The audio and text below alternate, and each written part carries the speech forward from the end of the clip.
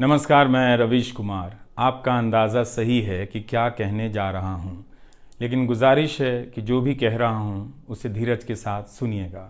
बेटी विदा होती है तो वो दूर तक पीछे मुड़कर मायके को देखती रहती है।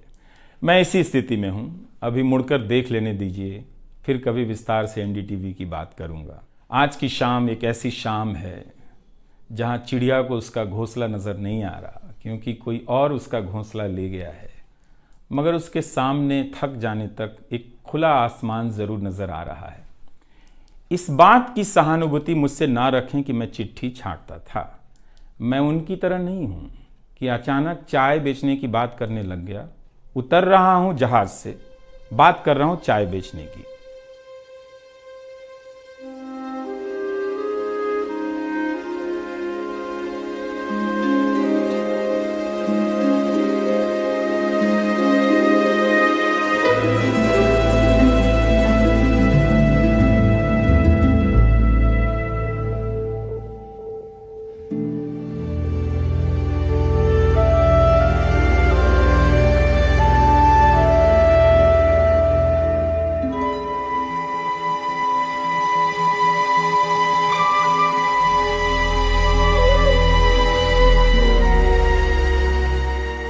नमस्कार, मैं रवीश कुमार। आपका अंदाज़ा सही है कि क्या कहने जा रहा हूँ, लेकिन गुजारिश है कि जो भी कह रहा हूँ उसे धीरज के साथ सुनिएगा।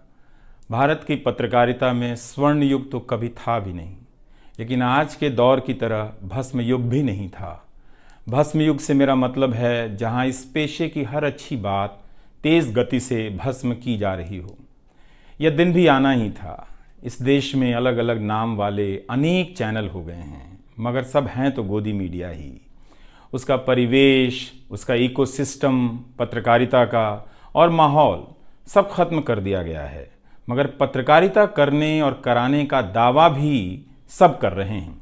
खासकर वो भी कर रहे हैं जो उसी सत्ता का हिस्सा माने जाते हैं, उसी के रूप में देखे जाते हैं, जिसकी ताकत से हर दिन पत्रकारिता इस देश में कुचली जा रही है। जब वो कहे कि वह उच्च स्तरीय पत्रकारिता करना चाहता है, तब ऐसा दावा करने वालों को ज़रा संदेह की निगाह से देखिए। गोदी मीडिया और सरकार भी पत्रकारिता का अपना मतलब आपके ऊपर थोपना चाहती है। अगर इसका मतलब किसी भी रूप में वही है, तब आप एक बार फिर से झांसे में आने वाले हैं। बेटी विदा होती है तो वो दूर तक पीछे मुड़कर मायके को देखती रहती है। मैं इसी स्थिति में हूँ, अभी मुड़कर देख लेने दीजिए, फिर कभी विस्तार से एनडीटीवी की बात करूँगा। लोगों के बारे में और एनडीटीवी के बारे में, डॉक्टर रॉय, राधिका रॉय के बारे में भी।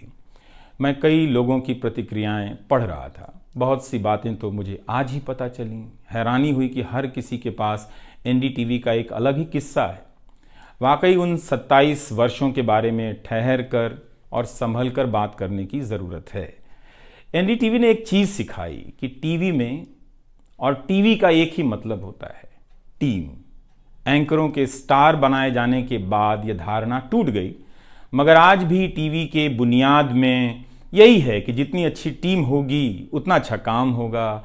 अभी इस बात को यहीं रहने देता हूँ, कभी किसी और वक्त के लिए, तब जब आप भावुक ना हों, तब जब मैं भावुक ना हूँ कि एनडीटीवी छूट रहा है। आज की शाम एक ऐसी शाम है जहाँ चिड़िया को उसका घोंसला नज़र नहीं आ रहा, क्योंकि कोई और उसका घोंसला ले गया है, मगर उसके सामने थक जाने तक एक खुला आसमान ज़रूर नज़र आ रहा है। तो खैर, उसके बाद अनुवादक बना और कई पत्रकारों की रिपोर्ट का अंग्रेज़ी से हिंदी में अनुवाद करता रहा। इसके बाद मैं रिपोर्टर बन गया और फिर मेरी दैनिक रिपोर्ट की अलग यात्रा शुरू होती है। रवीश की रिपोर्ट से काफ़ी कुछ सीखने को मिला। तो इस तरह से ये एनडीटीवी में ही संभव हुआ कि एक चिट्ठी छांटने वाला इसके एक चैनल का ग्रुप एडिटर समूह संपादक बनता है और आज उसे छोड़ रहा है, इस्तीफा दे रहा है। बहुत बड़ी बड़ी शक्तियाँ पीछे खड़ी हैं इस एक पत्रकार के पीछे। तो स्वाभाविक है कि ये नौबत आनी थी, इसका अंदाज़ा मुझे पहले भी था, लेकिन जिस दिन आता है उस दिन अच्छा तो नहीं लगता है। लेकिन मैं आपसे यह भी कहना चाहता हूँ कि जब भी मेरे बारे में मूल्यांकन करें, इस बात की सहानुभूति मुझसे ना रखें कि मैं चिट्ठी छांटता था। मैं उनकी तरह नहीं हूं कि अचानक चाय बेचने की बात करने लग गया। उतर रहा हूं जहाज से, बात कर रहा हूं चाय बेचने की। सहानुभूति के लिए या फिर अपने संघर्ष को महान बताने के लिए मैं ऐसा नहीं करना चाहता। इस देश में हर किसी का संघर्ष ही पहाड़ चढ़ने के जैसा है। आप एम्स के बाहर मरीज जो खड़े हैं, उनके परिजन जो खड़े हैं, उनसे मिल लीजिए। आपको पता चल जाएगा कि उनकी चुनौतियां कितनी बड़ी हैं और आपका दुख कितना कम है, छोटा है। लेकिन आज के दिन मैं आप सभी के बीच दर्शकों की बात करना चाहता हूं। इस दौर में कुर्सी पर बैठे किरदारों को टूटते हुए देखा, सबने देखा। संस्थाओं को भस्म होते देखा, आपने देखा। नफरती तूफान में लोगों को भटकते देखा। मगर मैंने इसी दौर में एक नई संस्था भी बनते देखी है। वह संस्था है जनता की संस्था, दर्शकों की संस्था।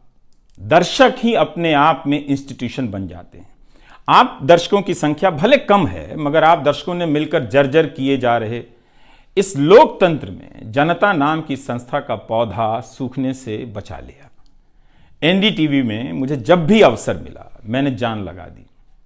मैंने कभी उन अवसरों को अपने लिए नहीं देखा, बल्कि यही सोचा कि ये अवसर मुझे आप दर्शकों के लिए मिला है, इसलिए उन सभी अवसरों को आप दर्शकों की कहानियों से भरता चला गया और मैं आप दर्शकों का होता चला गया। आपका दावा मुझ पर बहुत बड़ा है, मैं जानता हूं। मेरे आगे दुनिया बदलती रही, मगर टेस्ट मैच के खिलाड़ी की तरह पिच पर टिका रहा।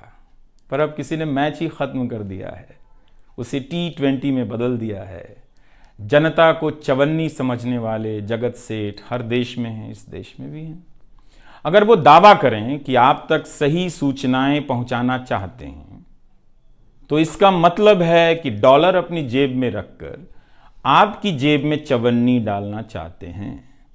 पत्रकार एक खबर लिख दे तो जगत सेठ मुकदमा कर देते हैं और फिर सत्संग में आकर प्रवचन भी देते हैं कि वे पत्रकारिता का भला चाहते हैं। कानून की आड़ में अब अधिकार कुचले जा रहे हैं, अभिव्यक्तियों को रौंदा जा रहा है ताकि सारे अवैध काम वैध नजर आए। इस समय मेरे रास्ते निश्चित नहीं हैं, निश्चित हैं तो सिर्फ हौसला है। उसका भी क्या भरोसा, कभी आसमान में होता है, कभी पाताल में।